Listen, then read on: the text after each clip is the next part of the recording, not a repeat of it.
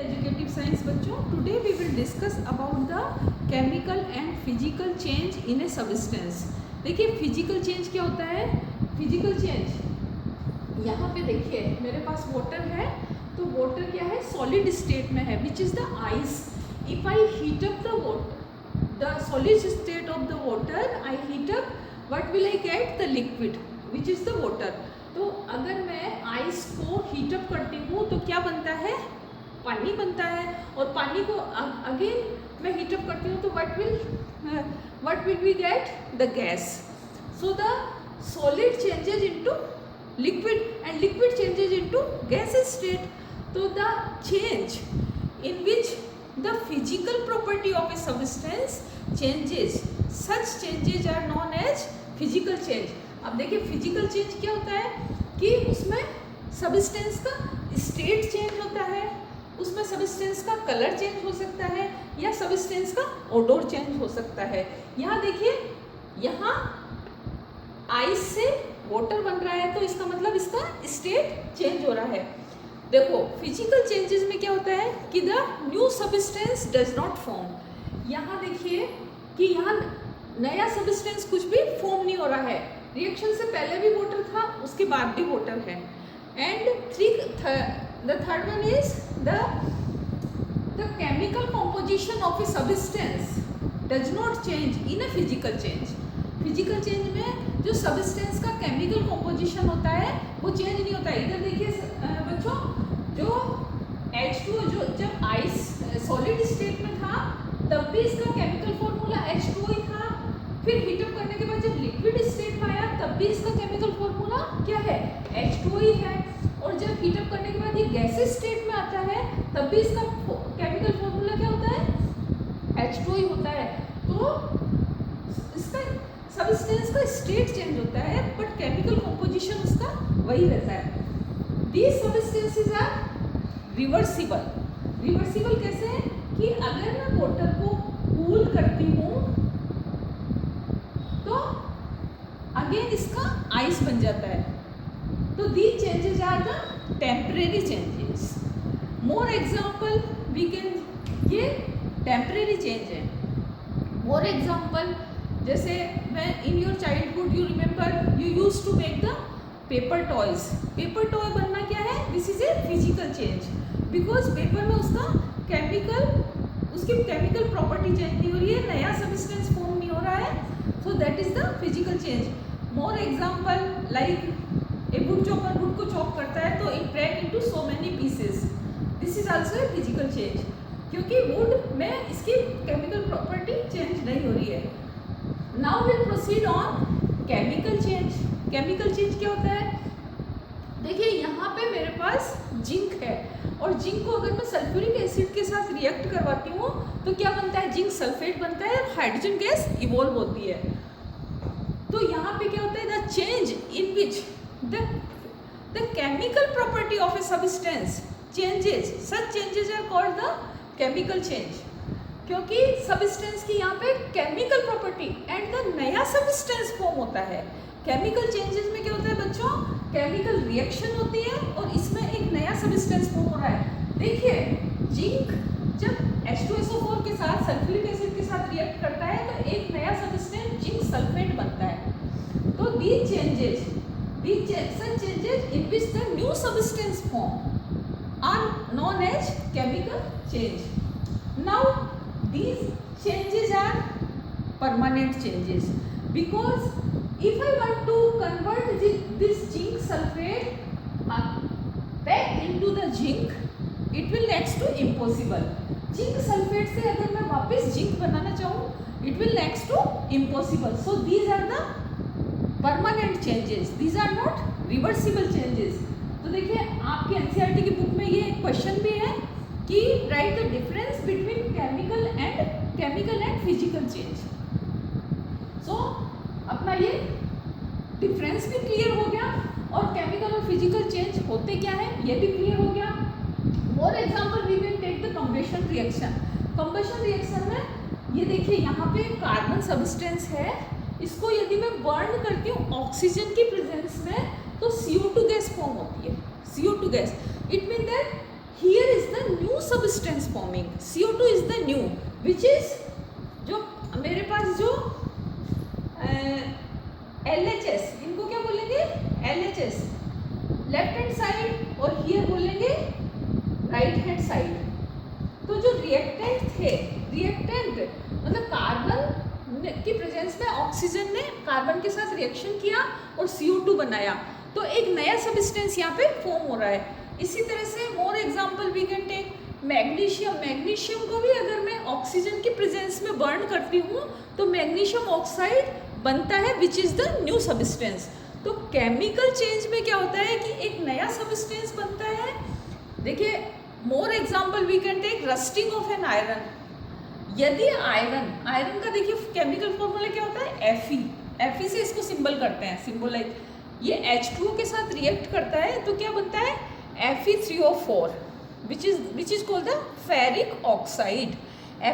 Ferric oxide का chemical formula क्या है Fe3O4, एंड इसमें इस रिएक्शन में H2 हाइड्रोजन गैस इवॉल्व होती है. तो this is called the rusting of an iron. Iron का रस्टिंग.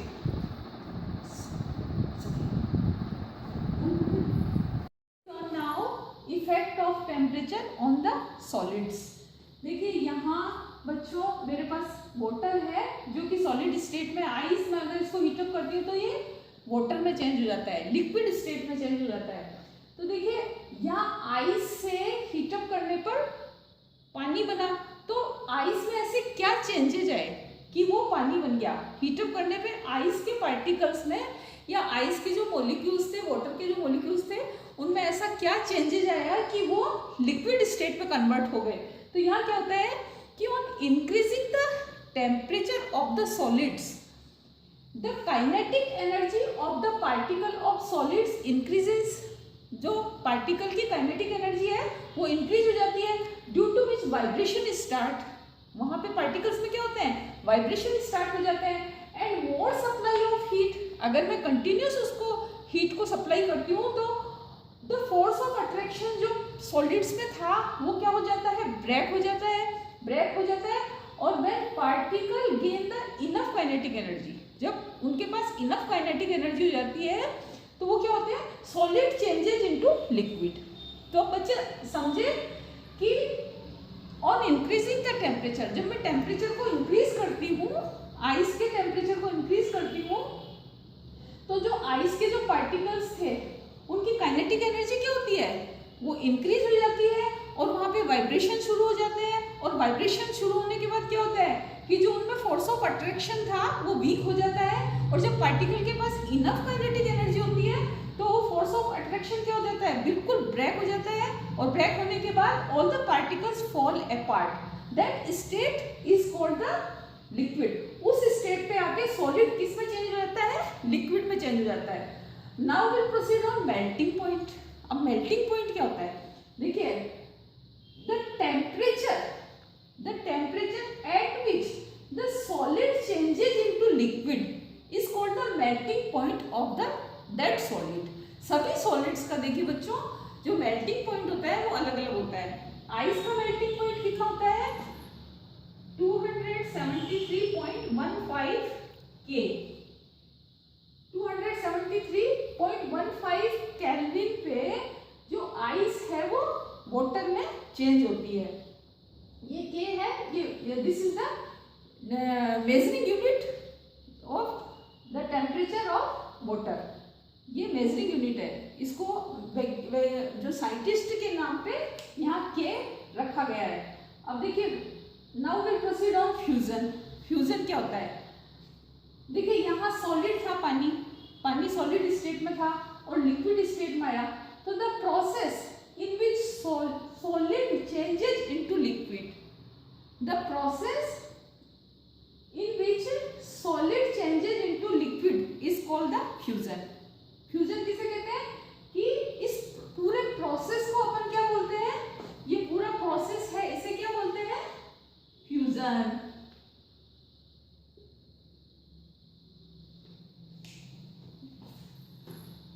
तो अपना ये क्लियर हो गया कि effect of temperature on the solids. अब now effect of temperature on liquid.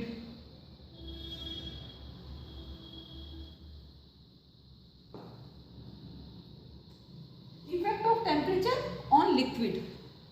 देखिए ये मेरे पास वाटर है, ये क्या है, लिक्विड स्टेट में है। अगर मैं इसको हीटअप करती हूँ तो ये क्या बन जाता है, इसकी वेपर बन जाती है, ये गैसेस स्टेट में आ जाता है। तो यहाँ लिक्विड में ऐसा क्या चेंजेस आया कि ये गैसेस स्टेट में चेंज हो गया।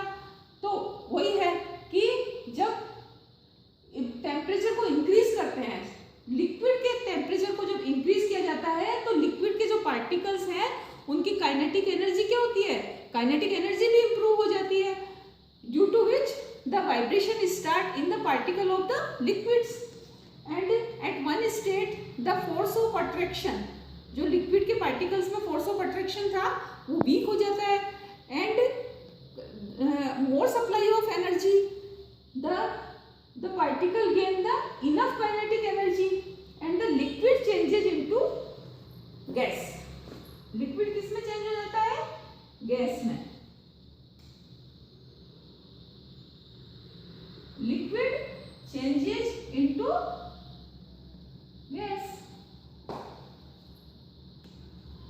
अब नाउ अपन चलते हैं boiling point. The temperature at which liquid changes into gas is called the boiling point of that liquid. Now the vapour, vapour क्या होता है, इसको पूरे को क्या बोलते हैं, वेपराइजेशन।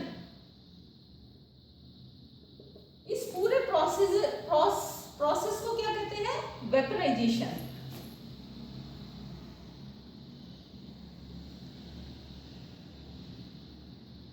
वेपराइजेशन, क्योंकि यहाँ लिक्विड किस में चेंज होता है, वेपर में चेंज हो रहा है, तो ये all this process is known as vaporization.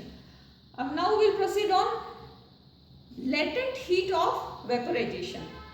देखिए बच्चों, latent heat of vaporization आपके एक क्वेश्चन भी है, वो क्या होता है कि if I heat up the 1 kilogram of water at its boiling point and at 1 atmospheric pressure, the required heat is क्या होगी, the latent heat of vaporization। यही हो कह दो कि the amount of heat which required to change 1 kilogram of liquid at its melting point and at 1 atmospheric pressure into gases is called the latent heat of vaporization। ये अपना हुआ latent heat of vaporisation. अब अपन चलते हैं latent heat of fusion. Latent heat of fusion, देखिए यहां मेरे पास water है जो कि सॉलिड स्टेट में है, आइस है, इसको मैं हीट अप कर रही हूं और ये किस में चेंज हो रहा है, लिक्विड मीन वाटर में चेंज हो रहा है। तो the amount of heat which required to change 1 kilogram of ice, the amount of heat which required to change 1 kilogram of ice at its melting point and at 1 atmospheric pressure into liquid is called the latent heat of fusion। तो बच्चा ये अपना clear हो गया। Now अगर बच्चों आपके सभी कॉन्सेप्ट क्लियर हो गए हैं तो please subscribe this channel. Thank you.